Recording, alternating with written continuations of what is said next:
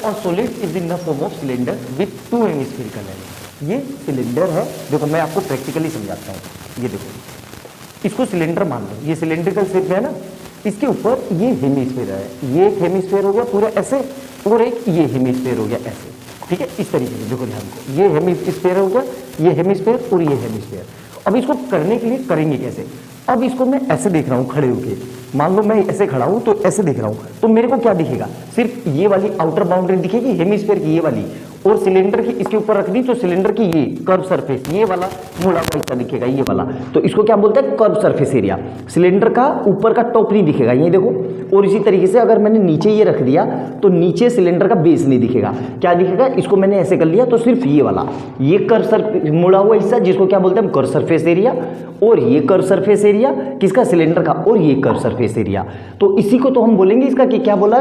Total solid का CSE। तो CSE तो होगा, तो CSE कैसे?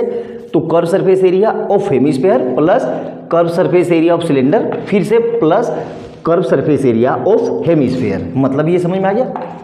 अब ध्यान से देखना, अब हमें हेमिस्फेयर का कर्व सरफेस एरिया पता है, क्या होता है सर? 2πr/h। h कैसे निकालेंगे?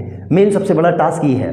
अब ध्यान से देखो, मार्कर को देखना, ये रेडियस दी हुई है 7, पूरी रेडियस ये रेडियस है मेरी पूरी 7, मैं वो रेडियस कह रहा हूँ, डायमीटर 7 है।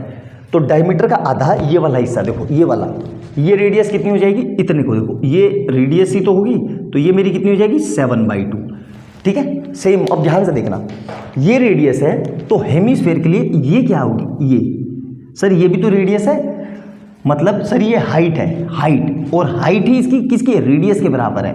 तो जो हाइट है वही रेडियस के बराबर है। तो यहाँ से ये वाली हाइट मेरी, ये वाली हाइट, ये कितनी हो जाएगी? 7/2, मतलब equal to height of hemisphere, और किसके इक्वल होती है? ये रेडियस के। तो जो ये वाली हाइट है वही हाइट ये वाली है, ध्यान से देखो, ये वाली, ये वाली, ये हाइट। तो मैं क्या कर रहा हूँ? 7/2 मतलब कितना? 3.5। ये वाला हिस्सा कितना है? 3.5। और इधर से ये हाइट कितनी है? ये भी हाइट है मेरी 3.5।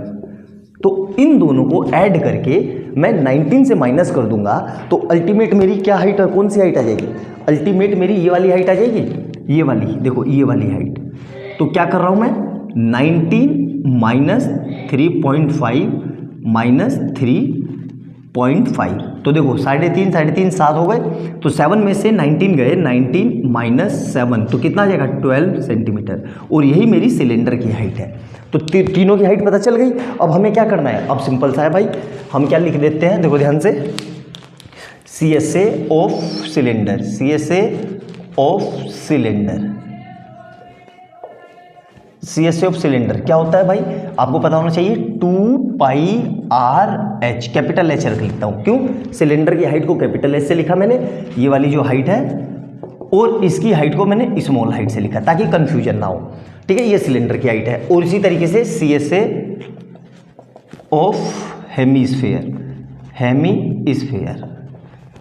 तो हेमिस्फेयर का क्या होता है? 2πr², क्या होता है? 2πr²। और यहाँ पे कितने हेमिस्फेयर हैं? 2, एक ऊपर और एक नीचे। तो किससे दोनों को मल्टीप्लाई कर दूंगा मैं? 2 से। तो ओवरऑल मेरा दोनों का आ गया। अब हमें टोटल क्या निकालना है? Find the total volume. तो टोटल वॉल्यूम, ठीक है, टोटल वॉल्यूम, पूरा वॉल्यूम पूछा है कि हमसे क्या पूछ रहा है? हाँ, तो CS दोनों का वॉल्यूम कैसे निकाल लेंगे? तो देखो हम क्या करेंगे, इसमें इन दोनों को ऐड कर देंगे। तो 2π total volume, find the total volume of the solid. Total volume नहीं है ये, टोटल सरफेस एरिया है। वॉल्यूम की जगह CSA कर लो, total surface area, total surface area, ठीक है। टोटल सरफेस एरिया है ये, total surface area of the solid. तो ये क्या होगा? Total surface area, total surface area. Volume भी निकाल देंगे, ऐसा नहीं है कि सर वॉल्यूम कैसे निकालेंगे, वॉल्यूम भी निकाल देंगे भाई। पहले टोटल सरफेस एरिया देख लो। तो टोटल सरफेस एरिया क्या होगा? 2πr/h प्लस 2 2 जा 4, तो 2 डायरेक्ट लिख दो, 2 2 जा 4 πr²। अब देखो इसको ब्लाइंडली नहीं करना है, ठीक है। ब्लाइंडली क्यों नहीं करना है? पहले इसमें से कॉमन लेंगे। देखो r तो दोनों के लिए सेम है, सिलेंडर की भी वही रेडियस है जो हेमीस्फीयर की है, तो आर सेम है, आर कॉमन आ रहा है और 2 पाई आर, तो मैंने क्या कॉमन ले लिया 2 पाई आर मैंने बाहर निकाल लिया। तो यहाँ से देखो 2 पाई आर बाहर आ गया, क्या बचा एच। उसी तरीके से यहाँ से इसको फिर से मैं ये लिख सकता हूँ, तो यहाँ से देखो क्या आ गया 2 आ गया, पाई आ गया और एक आर बाहर आ गया, तो क्या बचे दिखा हुआ लिख रहा है 2r। ये समझ में आया। कैलकुलेशन स्केल अननेसेसरी यहाँ वैल्यू मत रखो यार, कैलकुलेशन लंबी पड़ेगी। तो देखो 2 इंटू पाई कितना है हमारे पास 22/7 और r कितना है हमारे पास, r है 7/2 और हाइट किसकी, सिलेंडर की हाइट कितनी है 12 प्लस 2 इंटू इसकी रेडियस कितनी है 7/2। अब देखो कितनी आसान कैलकुलेशन हो गई, देखो इस 2 से ये 2 कट गया, इस 7 से ये 7 कट गया, ठीक है। सिमिलरली इस 2 से ये 2 कट गया, तो अल्टीमेट क्या बचा मेरे पास 22 इंटू कितना बचेगा 12 और 7 19, ये बच गया ना। तो इसको देखो सोल्व करेंगे तो ये कितना आ जाएगा 420, 220, 440 में से 22 गए, 440 में से 22 गए 418 सेंटीमीटर स्क्वायर आ गया। यही मेरा आंसर। देख लिया आपने कितनी आसानी से मैंने इसको कैलकुलेशन को सोल्व कर दिया। सिंपल सा कैलकुलेशन था, कोई मुश्किल नहीं था, बिल्कुल इजी तरीके से समझ में आ गया। अब आ जाओ वॉल्यूम पे कि सर इसका वॉल्यूम कैसे निकालेंगे, ठीक है। तो देखो वॉल्यूम निकालने के लिए क्या करेंगे, देखो वॉल्यूम निकालने के लिए टोटल वॉल्यूम, ठीक है, वॉल्यूम। तो वॉल्यूम निकालने के लिए क्या करेंगे, देखो ध्यान से मिटा दे रहा हूँ ये, है ना। वॉल्यूम निकालने के लिए क्या करेंगे ध्यान से देखना, तो टोटल वॉल्यूम निकालने के लिए क्या करेंगे, volume total volume total volume क्या होगा, volume of cylinder plus 2 into volume of hemisphere, ठीक है। क्यों भाई, 2 हेमीस्फीयर है ना, तो एक हेमीस्फीयर का वॉल्यूम और इस एक का, तो एक प्लस तो डायरेक्ट 2 से मल्टीप्लाई कर दी। तो अब यहाँ पे रख दो, वॉल्यूम ऑफ सिलेंडर क्या होता है pi r square capital H plus 2 into से हेमीस्फीयर का क्या होता है 2/3 पाई आर क्यूब। क्लियर है यहाँ तक। अब देखो ध्यान से, ये ठीक है। अब देखो ध्यान से, कुछ कॉमन आ रहा है बिल्कुल, आर स्क्वायर को मैंने बाहर निकाल दिया और पाई को मैंने बाहर निकाल दिया, तो यहाँ क्या बचा एच प्लस, देखो ध्यान से क्या बचेगा 4r/3।